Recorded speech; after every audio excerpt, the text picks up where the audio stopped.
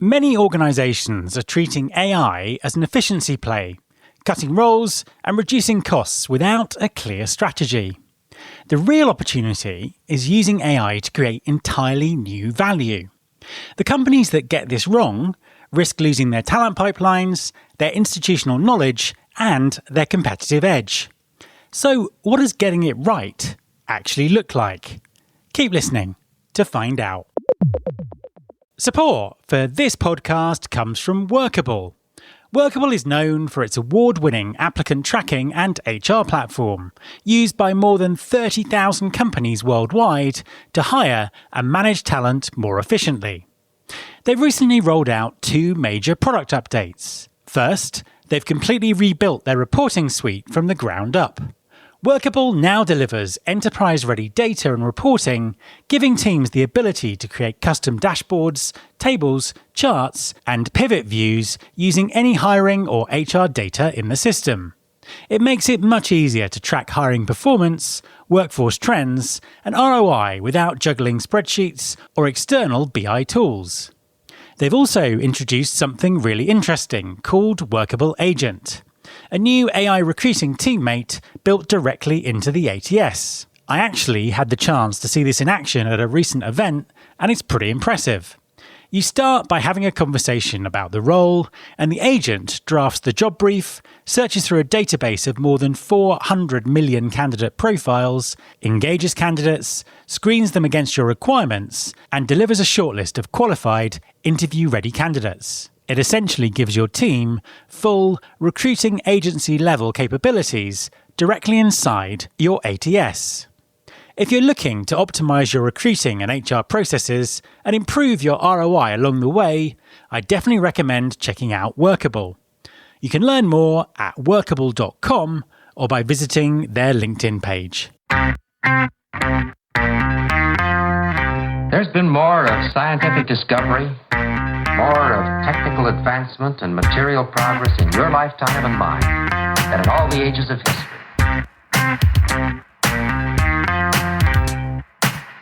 Hi there, welcome to episode 777 of Recruiting Future with me, Matt Alder. We're at a fork in the road for how companies are adopting AI. Some are taking shortcuts, slashing entry-level jobs and chasing efficiency savings. Others are slowing down to ask a harder question. How does this technology actually create new value? The data is suggesting that many companies are choosing the wrong path, using AI as a scapegoat for cuts to fix other business challenges. The consequences for their talent pipelines, skills development, and long-term competitiveness could be severe. So, what separates organisations that get AI right from those that don't? And what does this all mean for talent acquisition? My guest this week is Kelly Monaghan, founder of Beyond the Desk, and a highly experienced labour economist who advises organisations on building genuine AI capability. In our conversation, she explains what most companies are getting wrong about AI, the skills that actually matter, and the implications for talent acquisition. Hi, Kelly, and welcome to the podcast. Thank you so much for having me today. An absolute pleasure to have you on the show. Please, could you introduce yourself and tell everyone what you do? Yes. So I'm Kelly Monaghan, and I've spent the last 20 years in corporate America working at some of the most interesting companies, I would argue. So spent my career in consulting, Deloitte and Accenture, really running their first future of work research program. I'm a researcher at heart. I have my PhD in organizational behavior. But then for the last 5 years, I started working in tech. And so got a front row seat working at places like Meta and Upwork and really beginning to see this AI revolution take place in real time. And so right now I've started my own company called Beyond the Desk, where I am doing both future of work research, advisory, and keynote speaking, really helping companies outside the tech industry begin to understand how to take advantage of AI today. So let's start with the way that work and skills are evolving. I know that you look very carefully at labour data in terms of what's going on and the skills that are in demand that are being hired for. What's changed most dramatically in the last sort of 12 to 18 months about how skills and work are panning out? Yes. Right now I'm calling this the great AI paradox when it comes to skills. Because here's the thing that are the most profound change I've seen in the data is still following a skills bias technology change, meaning that if you have high tech skills and you're able to do high value work, you're still commanding a higher wage and you're staying employed. And likewise, if you're doing, and I say lower value, not in terms of any sort of dignity that's to the role, but just more value of the task itself. If you're doing more low value, more transactional work, you're obviously starting to see some of those effects of automation. However, what I think is so interesting from the skills perspective that we have not seen before with the technology is let's take software engineers and coders as an example. Those are highly technical jobs and skills. Over the last 12 months, programs like Claude and OpenAI have really excelled in the coding sphere. And so those jobs are actually requiring more human skills that we traditionally haven't seen in those professions. Likewise, if you're in a very human job, whether that's even that you're in nursing or retail on the front lines or in the marketing space, or, in this case, we'll talk about talent acquisition, those are very human jobs. And yet we're seeing the need for more technology skills ever before. And so it's almost this paradox where if you're in a tech role, you've got to start leaning in on the human side. And if you're in a human role, you've got to really start leaning in on the tech side. And we haven't seen that before with the technology. I mean, how are employers coping with that? Because things are moving very, very quickly and they kind of have workforces that don't necessarily have the right skills. How can they close that gap? What are you seeing happening in that area? I think what's unfortunate about it, look at the data, only 40% of the executives today even have an awareness of the AI skills within their organization. So if we're going to be honest, I think a lot of leaders today, quite frankly, are flying quite blind when it comes to what are the AI skills needed, first of all, and then second of all, who within my organization possesses those. We don't have great visibility into that. And I think what I find somewhat ironic is if we look at the number one skill that's being posted right now on LinkedIn across the globe is the term AI skills. Yeah. And so everyone wants it, but no one quite knows what it is and how much they have of it in their organization. And so, again, I see this as another paradox of our times that talent acquisition, I think, is going to probably be the forefront of helping define when we say AI skills, what exactly does that mean? It's going to change depending on the role that you're hiring for. It's obviously very different if you're hiring for a software engineer versus a product manager versus a marketer. You need AI skills across all of those domains, but they're going to look very differently. And so I think there's a lot of rewriting the playbook that's required right now, both for leaders and talent acquisition to figure out what are the skills, how do we start defining them, and then how do we start measuring that? I think that's going to be really, we're going to see come into focus in the next year or so. Drilling into that and reflecting back on what you said earlier, AI skills, we're not just talking about tech skills, are we? There's lots of other things going on there. I think that is so profound, and I think you're spot on with that. I think, as we talk about AI skills, I define it in this way. Okay, so hopefully this is helpful for your audience, but this is how I'm making sense of it right now with my clients. Is the very first skill you need if we're going to talk about AI skills is strong domain knowledge. You have to have, whether that's industry expertise, role expertise. I think I get worried about everyone saying, oh, this is great, we're going to democratize all this intelligence. Yes and no. I'm not trained to be a lawyer, and yes, I'm using AI to help review some legal documents. But that by no means is a substitute for actual legal expertise. And I'm not going to know if AI is hallucinating, which, by the way, still does 10 to 12% of the time. And so without having that domain expertise, I think you're actually entering risk in your organization. So number one skill is strong domain expertise. Number two, I think every person today, all the way up as a CEO down your front lines, has to start understanding data analytics and basic statistics. That is how this AI world runs today, and understanding just basic probabilities is going to help people understand the output of what AI is giving and how to better, work with that. So data skills are no longer just for the data science team or IT. I do think those have to spread across your entire workforce. And then the third thing, skill is really understanding when do you buy AI, when do you build AI, and having that fluency of the AI ecosystem. God, there's like 1,000 tools that are coming out every day. And so really making sure as part of your AI skill set that you understand what is at the forefront of these new tools. And then instead, where maybe because of compliance reasons, regulation, do you actually need to actually build your own AI bot system, whatever that might look like? So those are the three ways that I'm thinking and helping clients really begin to define. When you talk about AI skills, these three things have to be present. I think that is so applicable to what is going on in talent acquisition itself at the moment. And I kind of want to dive into that. Before I do, though, I just thought an interesting piece around the domain expertise that you were talking about there, because there's obviously this trend or this belief or this strategy even that entry-level roles are disappearing because AI can do entry-level roles. But on that basis, then in the future, we have people with no domain expertise, and that surely can't be a good thing. I think it's a big gamble organizations are making right now. Unfortunately, I get an opportunity with a lot of labor economists. We're starting to see some small effects that are directly tied to AI with beginning to eliminate entry-level roles in many organizations. And I think this is very short-sighted because I think these people are playing checkers and not chess. And talent acquisition leaders are going to know this better than anyone. If you do not have a strong talent pipeline, that talent is going to become much more expensive when you're ready to start bringing them in at mid, senior levels. So one, I think this is just actually a very inefficient play because that talent's going to actually become more expensive as they get experience.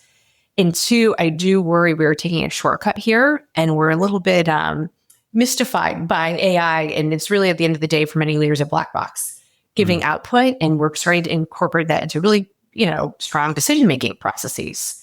And my fear is, to your point, if we do not have that implicit knowledge that only comes by growing up in a role or a function or organization, we are putting people behind. And quite frankly, we're putting your organization at risk because you're not going to necessarily have that future talent as number one. And then number two, you're losing some of that implicit knowledge. Baby boomers are starting to retire at mass. There's going to be a huge knowledge loss, and AI is not going to be able to capture all of that knowledge that takes place within your organization that's not necessarily captured in Slack channels and team meetings and so forth. And so think about all that knowledge that exists that's not digital exhaust. All of our young people are losing that by not being able to take part in entry-level roles today. And I think there's a lot there also about how companies are responding to AI. And it kind of just reminds me of lots of other sort of tech revolutions that we've seen in the past, that it's still a very immature response that that people are kind of having in that, AI, that means we can get rid of a load of jobs, or we didn't get the productivity that we were looking for, therefore AI is to blame.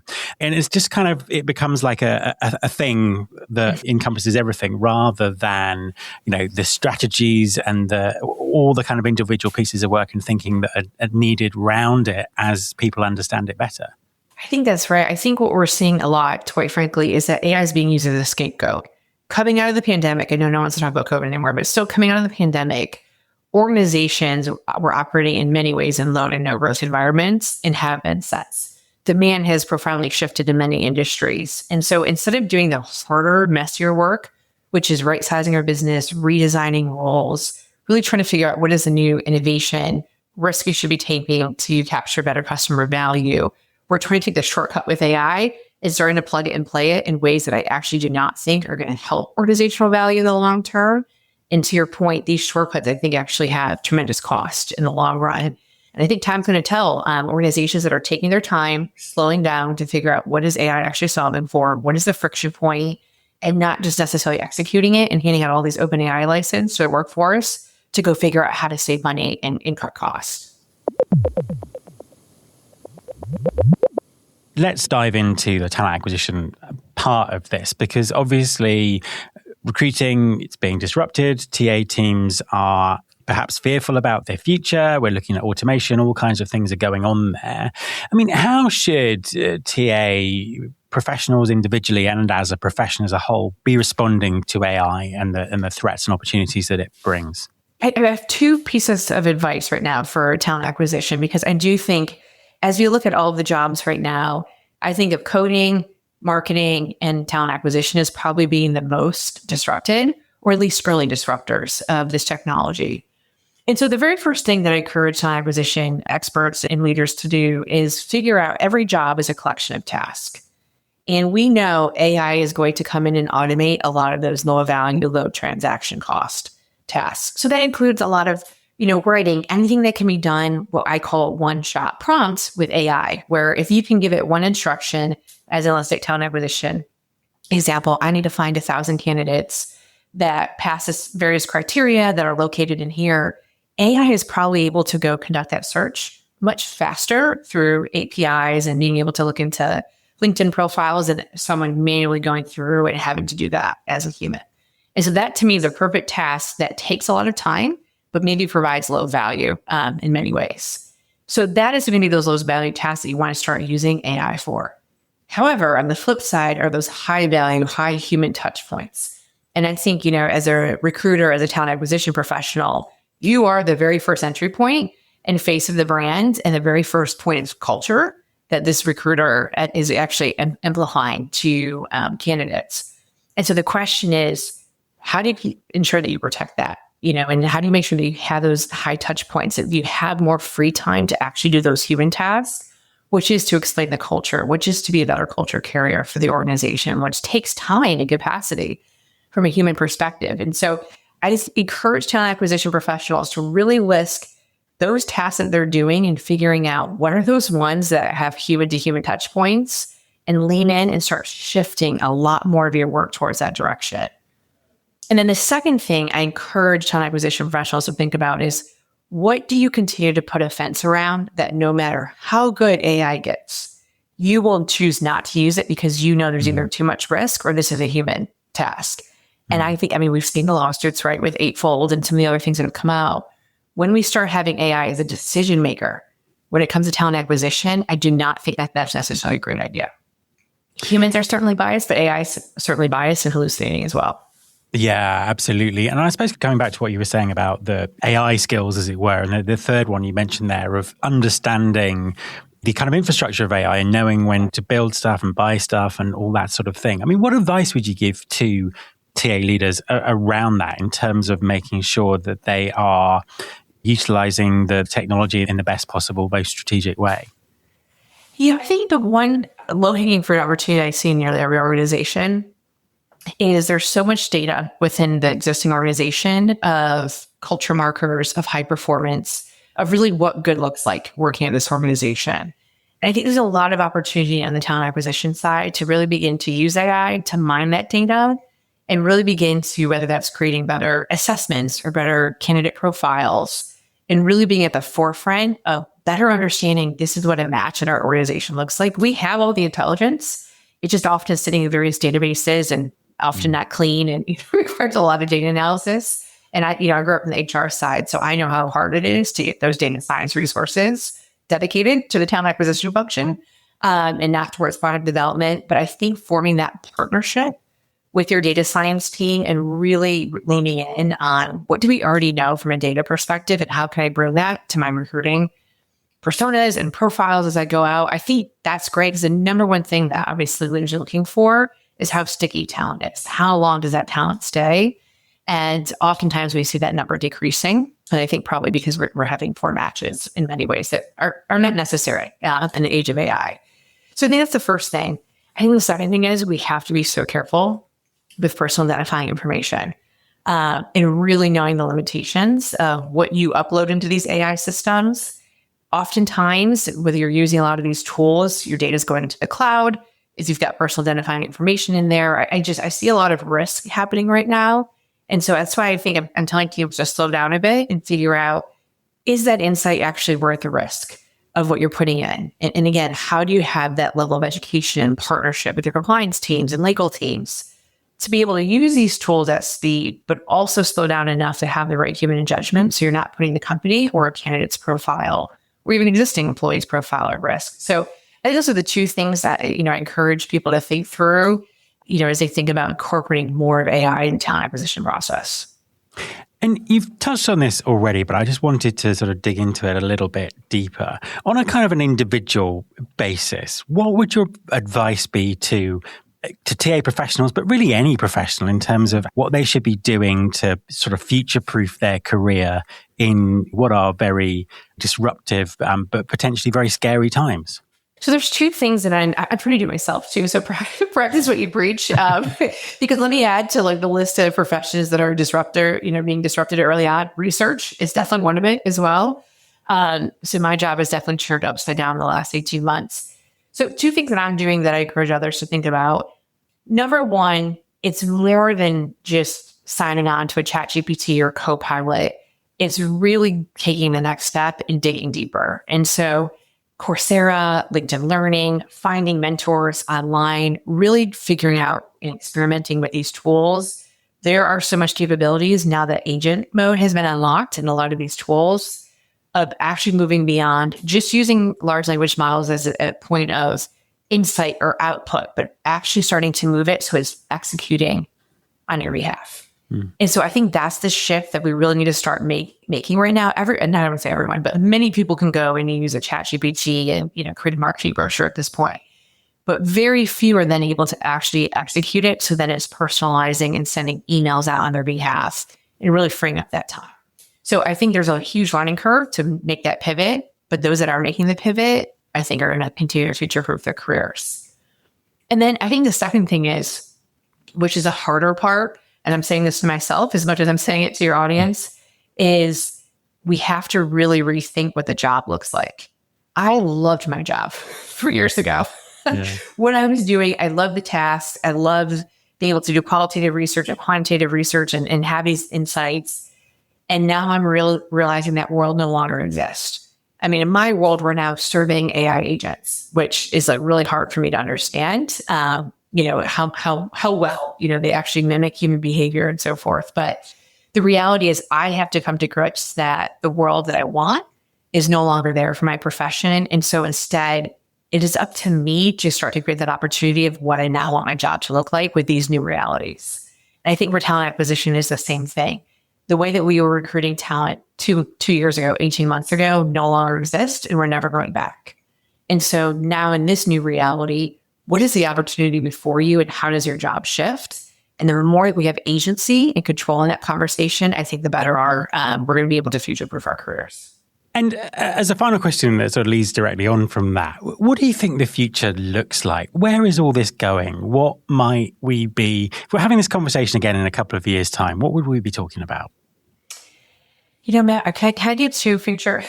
Of course you can. Yeah, I know. Yeah, 1,000,000%. Yes. You really get a crossroads. So let me start with the doom and gloom, and then we'll end on optimism. Yeah, I worry if organizations continue to pursue AI the way that they are as a cost-cutting measure and efficiency play, I do worry that we may see job loss, especially in the knowledge work that we haven't seen before. And so I think it's going to require a lot of people to really reinvent themselves and really rethink through, if we need less of what we have today, what do these college-educated training professionals do? And we know where the shortages are. And oftentimes that is not necessarily in the industries that we've been trained in, And so if we think about manufacturing and healthcare and education, that's where all the job growth is right now. And so I think, there's a future where we're going to see some pivots in terms of both industry and career pathway to stay employed and kind of moving where the demand is. I think it's going to be a hard reality for many of us.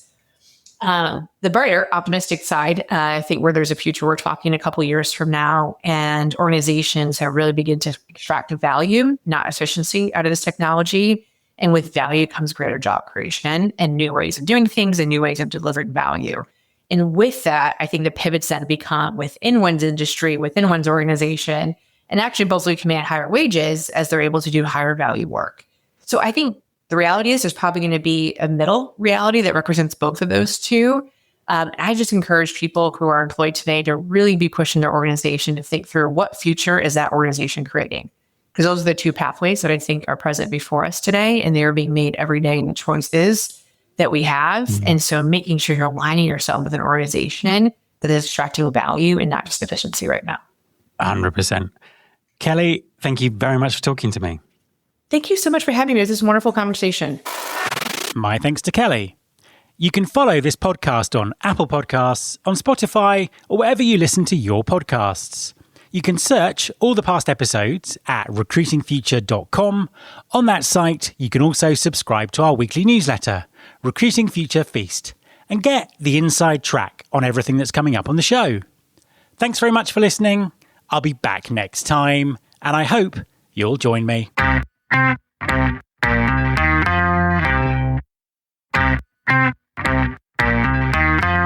This is my show.